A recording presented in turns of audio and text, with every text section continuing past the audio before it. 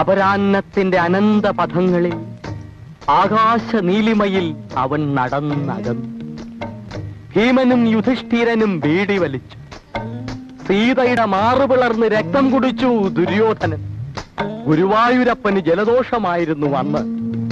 അമ്പലത്തിന്റെ അകാൽ വിളക്കുകൾ തെളിയുന്ന സന്ധ്യയിൽ അവൾ അവനോട് ചോദിച്ചു, ഇനിയും നീ ഇതുവഴി വരില്ലേ ആനകളെയും തെളിച്ചുകൊണ്ട്?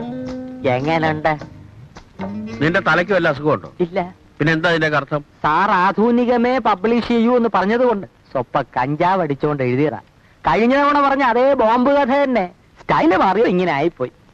എടാ മയമണ്ട കഴുതേ, നിനക്ക് പറ്റിയ പണി എന്താണെന്ന് ഞാൻ പറയാം. ഇതേ എനിക്കറിയാം, ചവമ്പ് പയ്യനുണ്ട്. അതുകൊണ്ട് ആ വേറെ ഞാൻ നോക്കി.